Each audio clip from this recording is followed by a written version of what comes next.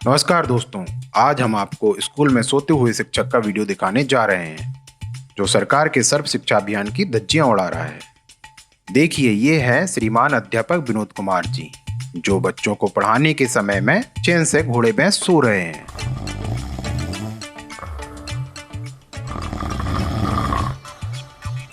इस शिक्षक महोदय का वीडियो शूट हो रहा था पर इसको कोई होश नहीं।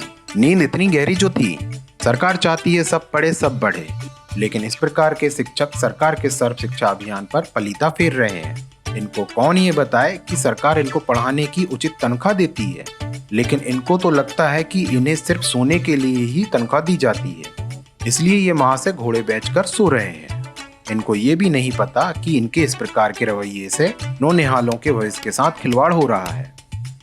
लेकिन इनको क्या पड़ी है, कोई पढ़े या ना पढ़े, इनकी नींद में खलल नहीं पड़ना चाहिए, समझे। एक बार फिर देखिए कैसे श्रीमान जी कुर्सी पर बैठ ले रहे हैं खर्राटे। वाह।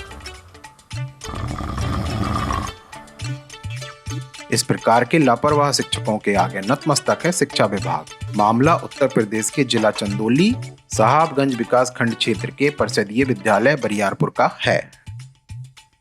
प्राथमिक विद्यालय बरियारपुर का मामला है, जहाँ पे 8 बजे पत्रकारों की टीम जब गई तो एक शिक्षा मित्र मौजूद थे, वो भी मेज पे टांग फैला के सोते हुए मिले और 140 बच्चों का पंजीकरण वहाँ पे हुआ है। सिर्फ 6-7 बच्चे मिले हैं। इसके बारे में क्या कार्रवाई की जा रही है?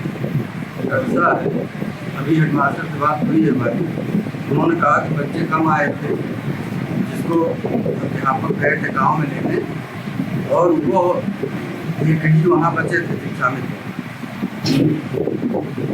अब उनके बारे में वीडियो प्राप्त हुआ है और स्पष्टीकरण भी मेरे द्वारा मांगा गया है। प्राप्त होते ही और खुद मैं स्वयं जांच